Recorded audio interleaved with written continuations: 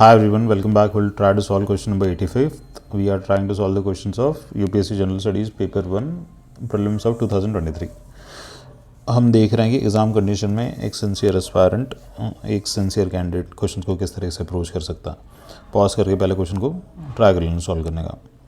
चलो आगे बढ़ता है। क्वेश्चन क्या है, consider following statements with respect to constitution day. Question किस टाइप का, स्टेटमेंट 1 स्टेटमेंट 2 दे रखा है, क्या पता करना, which of the following is correct पता करना, और स्टेटमेंट 1 स्टेटमेंट 2 वाले ऑप्शन हैं। ठीक है, चलो आगे देखते हैं। The constitution day is celebrated on 26 November every year to promote the constitutional values among the citizens. 26 नवंबर को कॉन्स्टिट्यूशन डे हमारा सेलिब्रेट होता है। हाँ होता है, ठीक है, 100% सही है। आगे statement 2, 26 November 1949 the constitution assembly of India set up a drafting committee under the chairmanship of doctor B.R. Ambedkar to prepare draft constitution. कितना प्यारा स्टेटमेंट दे रखा है ना, एकदम आउटराइटली गलत है कि नहीं। कह रहा है कि 1949 में तो ड्राफ्ट कमेटी बनाई थी हमने 26 नवंबर। भैया 26 नवंबर का रिलेवेंस ये नहीं है। 26 नवंबर का रिलेवेंस ये है कि इस डेट पे हमने कॉन्स्टिट्यूशन को अडॉप्ट किया था। ठीक है, तो ये स्टेटमेंट पता है आपको, फैक्चुअली दिस इज 100% रॉन्ग।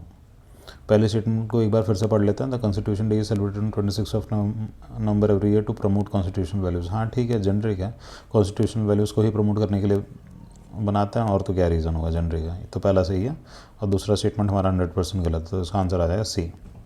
अब इस क्वेश्चन से क्या सीख मिली? इस क्वेश्चन से ये सीख मिली कि ये जो क्वेश्चन है एकदम नॉलेज बेस्ड है।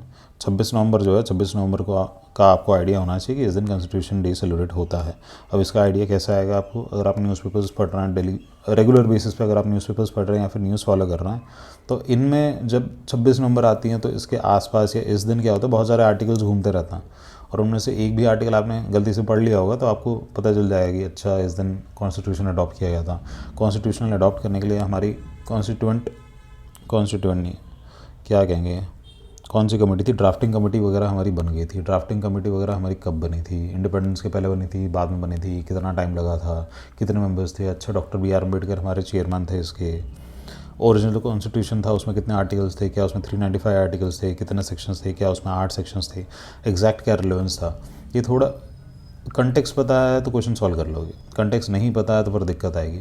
फिर वो जो फंडा घूमता है ना, अगर बिल्कुल नॉलेज नहीं होता, अच्छे 26 नंबर लिखा है फिर इसको काट दिया है, इसको काट दिया, तो फिर सेकंड में देखा अच्छा अडॉप्ट किया होगा, ये सब जो भी नोटिंग किया, फिर इंसान वैसे सॉल्व करता है। वैसे करना नहीं है आपको, आपका नॉलेज बेस इतना स्ट्रॉन्ग रखना है कि क्वेश्चन आपको समझ आ रहा है वहाँ पे, और आप अप्रोच कर पा रहे हो। अप्रोच इस हद तक कि आप अल्टीमेटली एटलीस्ट 2 ऑप्शन तक चले जाओ, 2 ऑप्शन के बाद आप सिंगल ऑप्शन पे चले जाओ जो सही ऑप्शन है। तो ठीक है, एंड करते हैं इस क्वेश्चन को। आई होप समझ आ गया होगा। सीख क्या है? सीख तो यही है कि नॉलेज एनहांस करो अपना, पढ़ो, अच्छी चीज़ें पढ़ो, सही चीज़ें पढ़ो, टाइम पास मत करो, और मन की शांति के लिए मत पढ़ो। ठीक है, एंड करते हैं इस क्वेश्चन को, मिलते हैं आपसे नेक्स्ट क्वेश्चन पर।